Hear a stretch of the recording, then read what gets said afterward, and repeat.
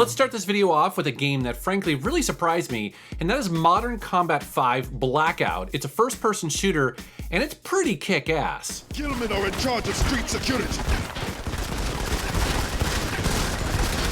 Now, I've played most of the other games in this series, and I thought they were okay, but honestly, this is the game where they get it right. This is the game where they really took the idea behind a mobile app and said, okay, how can we do a first-person shooter correctly? I mean, without trying to emulate a big console. And again, they got it right. For one thing, this game has much shorter missions, around about 5 to 10 minutes, which is perfect for when you're on the go.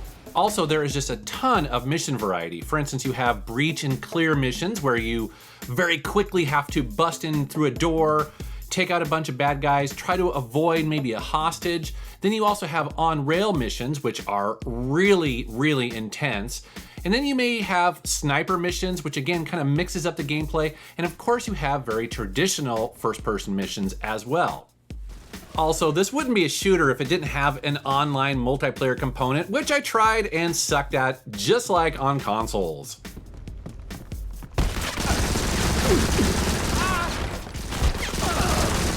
And let's be honest, I mean, look at those graphics. Can you believe that they are doing this on a mobile device? I love this era that we live in where really, I mean, it's starting to blur the lines. These are graphics that you would see on big consoles only like a couple years ago.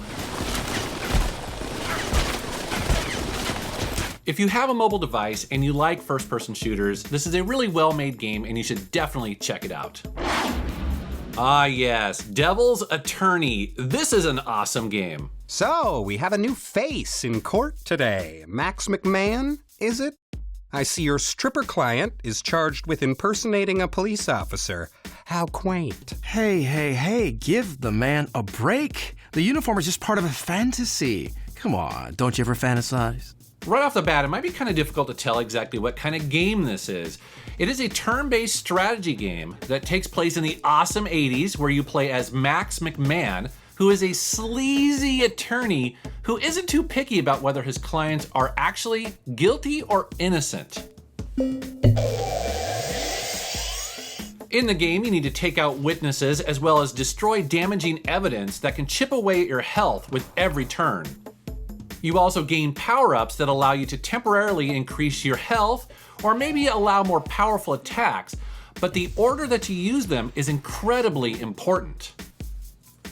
Also, some opponents buff up others, so taking them down in the correct order is really key to winning and also getting bonuses at the end. This is a really funny game and surprisingly in-depth, and at times it can be very tense, but it's pretty awesome. I love The Devil's Attorney.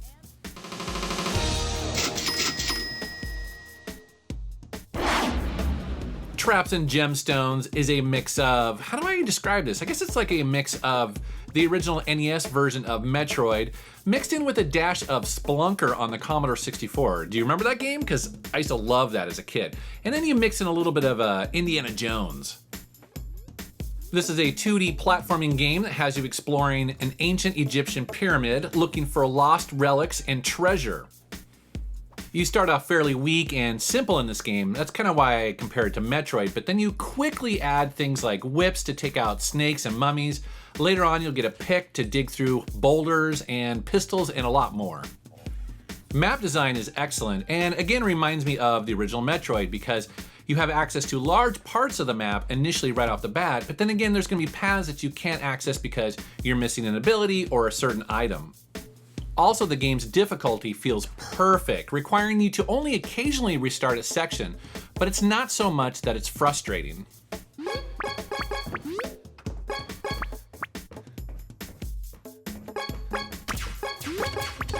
This is a pretty cool 2D platforming game. It's one that I put a ton of hours into, so definitely check it out.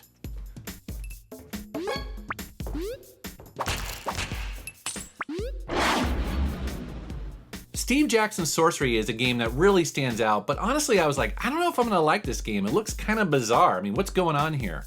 Well, it's a 4-part choose your own adventure game with literally thousands of choices to be made, each choice changing and molding the story to your decisions.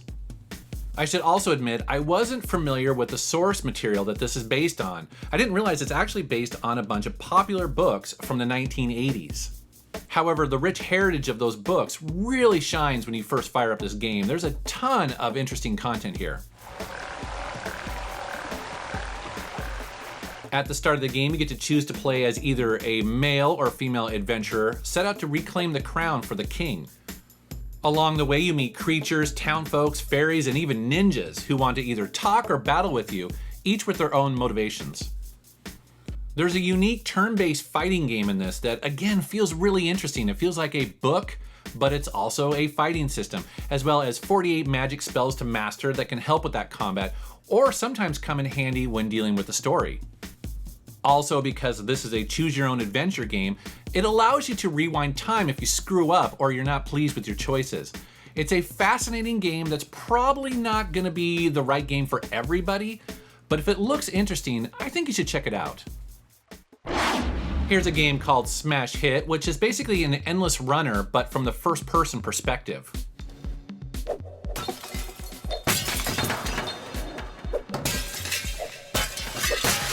So here's the deal with this game, and it's very simple. The game is constantly pushing you forward, putting glass in your way that you need to break through using these marbles that you collect. You will gain those marbles by breaking glass pyramids, but you will lose 10 marbles every time you run into something. And if you get to 0, game over.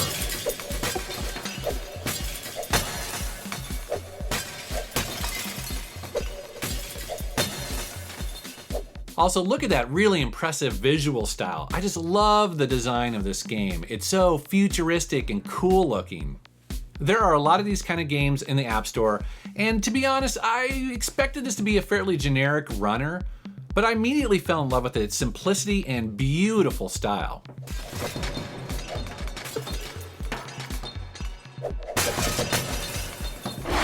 Next up is a game that a lot of people were looking forward to when it was originally announced, and that is called Goblin Sword.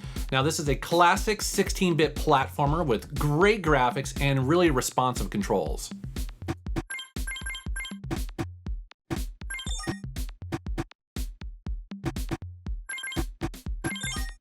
In this game, you have over 20 weapons to unlock, 18 relics to boost powers, as well as loot to collect and customizable controls. Probably one of my favorite parts of this game is the level design. Now, the levels aren't very long, but they are packed with stuff to do, like collecting gems, you also find hidden areas, and you take out some pretty tough enemies. As a matter of fact, this game can be quite challenging, and I know some gamers are gonna really dig that part of it. For me, this game can be really frustrating because if you die, it starts you all the way at the beginning of a level. And again, these levels are packed. And so sometimes just getting to the end, oh my God, it feels so satisfying, but it can piss you off. And as a lot of gamers know, platformers live and die by responsive controls. And again, thankfully, Goblin Sword is one of the best examples of just how to do it on a touch device. I never felt like I lost or died because of something that the controls weren't doing. They're really responsive and it works very well. So if you like old school platformers and a good challenge, definitely check this game out. And that brings me to Lyne. Now, Lyne is a deceptively simple yet pretty complex puzzle game.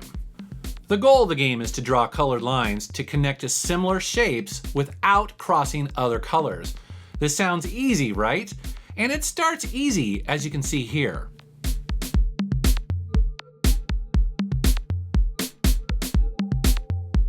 However, the wrinkle comes when they introduce these special shapes or nodes that require you to go through them a certain number of times. This makes the puzzles way more complex. Man, I have to tell you, there are some real mind benders here, but the game has a nice learning curve and scales the difficulty pretty well. I like the simplistic design of this game. It looks fantastic whether you're playing this on an iPhone or an iPad. And again, it's a puzzle game that is really easy to get into, but very difficult to master.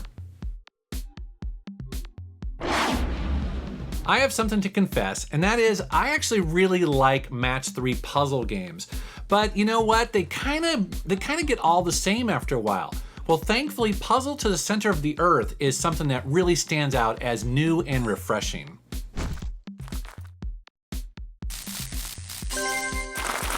That's the stuff. The goal of this game is to dig your miner down to the bottom of the screen to exit the level. Now you do this by a mix of a 2D platformer and a match 3 game. You string together 3 or more colors to remove them, sometimes triggering powers that will unlock special abilities. These abilities can be pretty useful, like triggering bombs that can blow huge holes and clear your path, or maybe generate much needed gems. See, the thing is, moves are limited, so you need to plan your path carefully and methodically, or you might get stuck and have to restart the level. So if you like match 3 games that try to do things a little bit differently, I highly recommend this game. It's actually pretty awesome, and there's a ton of content.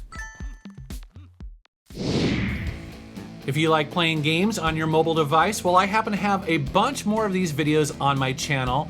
Also, I release a new video every single week, so go ahead and subscribe. All right, thanks for watching.